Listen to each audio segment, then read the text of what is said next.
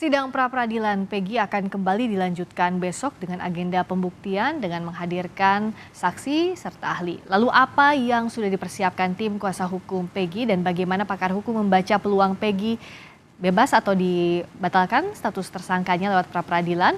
Kita bahas bersama Marwan Iswandi, kuasa hukum Peggy Setiawan, dan Heri Firmansyah, pakar hukum pidana. Selamat malam Pak Marwan, Mas Heri.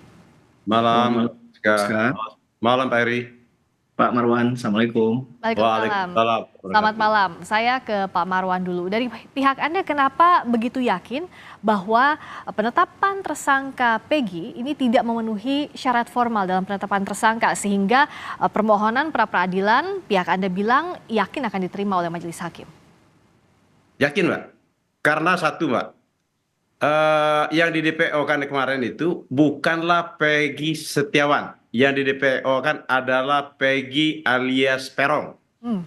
Alamatnya berbeda, ciri-cirinya berbeda, umurnya berbeda. Ini sudah jelas menurut kami salah tangkap. Nah, nih, yang satu. Yang kedua, Mbak, Oke. Peggy Setiawan ditangkap dan langsung dijadikan tersangka pada tanggal 21 Mei 2024 tanpa melalui proses yang sebagaimana sesuai dengan Perkap dan peraturan Kabareskrim. Nah, yang ketiga, Mbak, yang menjadi bagi kami alat bukti yang dilakukan yang ditunjukkan oleh pihak penyidik itu alat bukti menurut kami yang sangat lemah. Contoh, Oke. ijazah, KTP, foto, apa hubungannya sama kasus pembunuhan. Sementara Muhammad Rizky alias Eki meninggalnya karena dipukul menggunakan benda tumpul mengenai di rahangnya, Mbak. Oke. Kalau penyidik bisa menunjukkan benda tumpul tersebut ada sidik jarinya klien kami, baru saya katakan jempol. Oke, kalau begitu. Ini tidak ada, Mbak. Sangat lemah. Yang penting saya minta hakim benar-benar independen tanpa merasa ada tekanan. Itu aja, Mbak. Baik, saya ke Mas Heri. Dari tadi apa yang disampaikan oleh Pak Marwan, bagaimana untuk membuktikan tadi bahwa secara formil penetapan tersangka Peggy itu tidak sesuai. Kalau dari tadi Pak Marwan bilang ada error in persona, bukan Peggy ini yang dimaksud. Lalu juga dikatakan bukti dari kepolisian itu tidak cukup untuk menjadikan Peggy sebagai tersangka. Bagaimana untuk membuktikan ini di persidangan pra-peradilan? Karena ini belum masuk pokok perkara ya Mas Heri? Betul Mbak Priska. Dalam konteks pra-peradilan yang paling gampang adalah melihat dari sisi prosedural terlebih dahulu ya. Apakah tertib administrasi dilakukan, rangkaian tindakan dari penyidik itu sendiri sudah dilakukan berdasarkan pedoman yang diatur dalam Kitab Undang Hukum Acara Pidana, atau tadi yang juga disebut oleh Pak Marwan misalnya aturan internal dari kepolisian. Apakah ada di Perkap, di Perkaba tadi, atau di Perpol misalnya, Ya. itu kemudian akan dilihat dari unsurnya dari sana terlebih dahulu. Kalau ada hal yang tidak sesuai, maka itu akan jadi temuan. Nah, berkaitan dengan penetapan tersangka ini kan berarti kita akan memperbincangkan minimum 2 alat bukti, Pak Priska. Dari 5 alat bukti yang sah dalam pasal 184 KUHP. Nah, tentunya penting kita untuk melihat jawaban dari pihak termohon, yaitu pihak dari Polda Jawa Barat besok ya, yang akan dibacakan. Nah, kita akan mengetahui apa dalil yang disampaikan berkaitan dengan minimum 2 alat bukti. Nah, inilah pentingnya pra-peradilan, Mbak Friska. Biasanya dalam hal dahulu sebelum objek pra-peradilan itu diperluas dengan adanya penetapan tersangka, seseorang itu kadang juga nggak tahu dia kapan dan mengapa dia kemudian menjadikan tersangka. Dengan data apa secara yuridis tentunya. Karena dalam konteks hukum acara pidana ini kan kata menetapkan tersangka dengan menemukan tersangka itu berbeda, Mbak Friska. Oke. Menemukan itu sifatnya fisik. Nah, kemarin kan Peggy dikatakan DPO kan? Ya. Nah, dalam konteks dia menetapkan tersangka berarti harus ada rangkaian proses yuridis yang kemudian muncullah akhirnya penetapan tersangka oleh pihak penyidik kepada seseorang tersebut. Nah, maka dia diduga melakukan tindak pidana sehingga ujungnya ada pertanggungjawaban pidana. Kira-kira begitu Mbak Priska dalam Oke. membaca peradilan ini begitu. Artinya kalau dari sisi Pak Marwan, apakah Anda melihat ada proses yuridis tadi seperti yang disampaikan Mas Heri yang dilewati oleh penyidik dalam penetapan tersangka Peggy? Banyak sekali, Mbak. Sangat banyak. Apa saja misalnya? Contohnya, Pak, klien kami ditersangkakan dulu baru dikumpulkan alat bukti, Mbak. Dan Anda punya buktinya itu? Ya jelas dong. Tanggal 21 kok dia langsung ditangkap, langsung ditersangkakan. Oke, pada saat Mbak. itu kondisinya Peggy belum didampingi oleh kuasa hukum atau siapapun itu begitu ya? Bagaimana Belum, Mbak, prosesnya? belum, Tolong belum, diceritakan. belum, Mbak, belum. Dan banyak, Pak, banyak kejanggalan, Mbak. Banyak kejanggalan yang luar biasa bagi kami, Mbak. Untuk kasus si Peggy Setiawan ini, Mbak. Oke, kalau polisi, Tapi, kan- ya silakan, silakan. tapi nanti, Mbak, kami bongkar waktu di Persidangan. persidangan keterangan dari ahli, Mbak. Oke, nah ahli apa saja yang disiapkan? Kalau dari pihak Anda secara detail pasti tidak akan dibuka di sini, tapi ahli apa saja yang bisa menguatkan bahwa secara formil penetapan tersangka Peggy tidak sah? Kalau kami ahli pidana aja, Mbak. Hmm, Tetapi, Mbak, ya, baru saya sampaikan sini, dari pihak Polda aja dia tidak ada saksi yang dihadirkan. Dari pihak Polda. Dan kami pun memang benar-benar kami optimis dalam perkara ini, Mbak. Polda itu, Mbak, berkasnya tebalnya begini, Mbak. Tetapi dibalikin oleh kejaksaan. Kami cukup 35 halaman untuk menghadapi Polda ini. Oke, nah Mas Heri, kalau ada ahli yang dihadirkan di sidang pra peradilan, lalu ada saksi juga kalau dari pihak yang pemohon maupun termohon, ini bagaimana membedakan konteksnya dengan pembuktian pada proses pokok perkara? Apa-apa sebenarnya yang bisa digali untuk membuktikan bahwa penetapan tersangka ini tidak sah?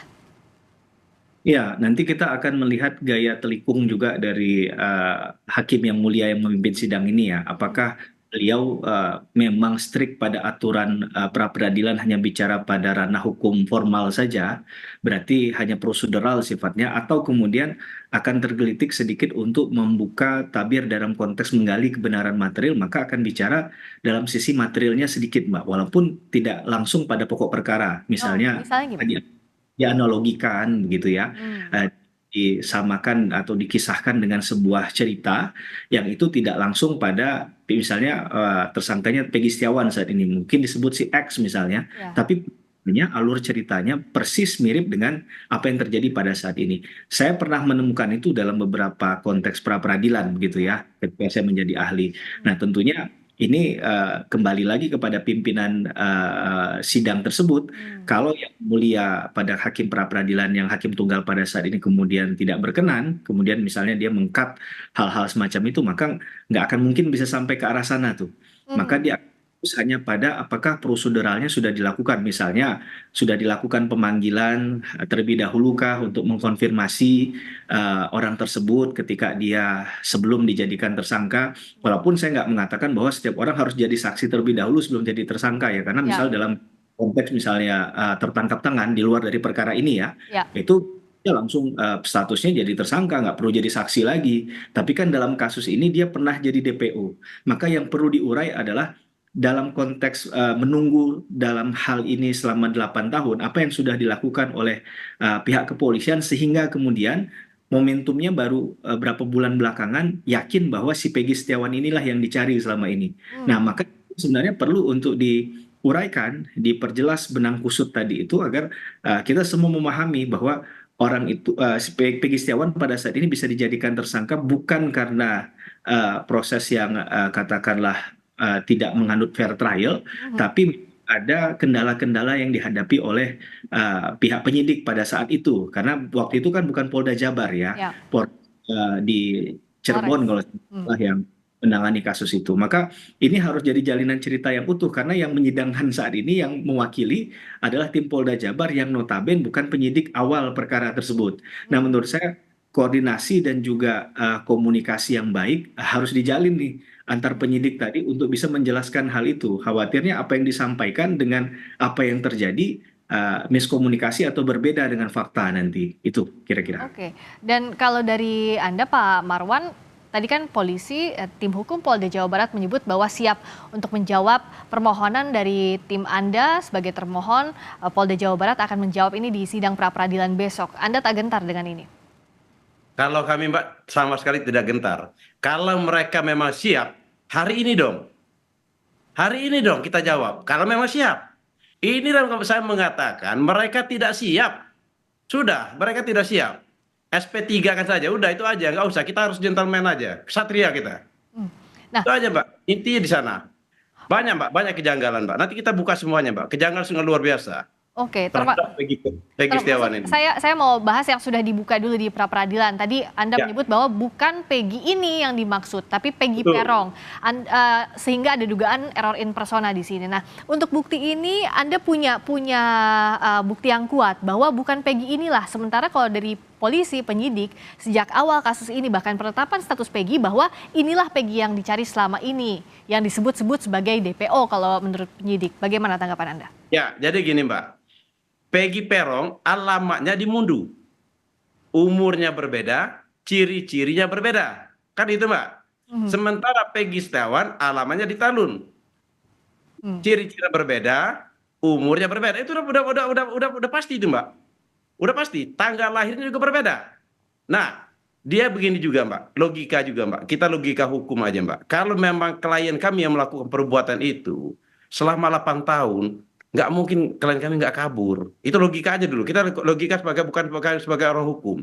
Dan pihak penyidik itu sudah pernah datang ke rumah klien kami.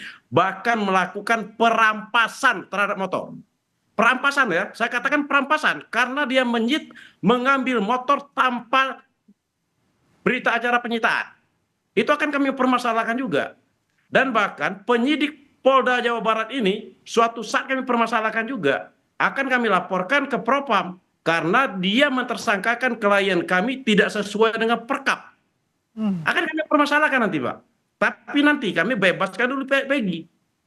Oke, itu Itu, Pak. hal yang nanti yang fokusnya adalah pra peradilan ini. Nah, Mas, Ya. jadi yang menarik begini, kan dalam penetapan tersangka seseorang minimal 2 alat bukti dari 5 alat bukti yang ada di KUHP. Tapi Ya. pada praktiknya kan bisa jadi ini saling berkelindan. Artinya begini, apakah bukti yang menetapkan Peggy sebagai tersangka ini betul-betul mengarah kepada kasus pembunuhan Vina dan Eki? Karena yang juga masih jadi pertanyaan sekarang di publik, kenapa bukti yang ditunjukkan misalnya tidak ada bukti yang langsung merujuk pada peristiwa pembunuhan Vina dan Eki. Nah, bagaimana majelis hakim kalau dalam posisi hakim bisa menilai hal ini dikaitkan juga dengan sisi formilnya? Ya, Makanya Mas Heri, saya silakan Mas Heri. Tari. oke. Karena itu tadi disampaikan dari awal kasus ini kan menggunakan metode scientific crime investigation ya, Ya. Mbak saya. Kalau kita mengacu pada scientific crime investigation, maka perkara ini sebenarnya alat buktinya agak sulit begitu ya untuk dipenuhi. Maka menggunakan pendekatan metode tadi. Kita sepakat dulu di poin tadi. Oke. Nah, dalam konteks bahwa berkaitan dengan alat bukti, ini nanti yang saya bayangkan adalah penyidik akan tetap menyatakan bahwa apakah penyidik itu salah dalam menetapkan alat bukti. Dalam konteks begini, bahwa kewenangan untuk menetapkan alat bukti itu ada di mana sih, ada di siapa sih gitu. Ini kan yang akan jadi bahan mereka untuk mengolah, untuk mengatakan bahwa apapun yang mereka dalilkan, yang mereka sampaikan itu adalah bagian dari alat bukti. Ya. Ditingkatkan siapa yang berhak kemudian menilai, menakar bahwa ini alat bukti yang sah atau tidak. Nah, kira-kira itu nanti Mbak Friska yang kemudian jadi bahan untuk materi hakim untuk menilai. Karena kalau sudah masuk ke pra peradilan kan nanti tetap hakim yang akan menilai itu semua ya, yang menakar bukti tadi. Walaupun ini di tahapan di penyidikan, nanti kan ini akan dipakai dalam proses pengadilan kalau ini masuk pada pokok perkara. Jadi sebelum perkara dalam hal penetapan tersangka butuh 2 alat bukti tadi. Ya. Maka pertanyaan besarnya sekali lagi adalah 2 alat bukti ini sudah sah atau tidak yang didasarkan pada kewenangan yang dimiliki oleh penyidik.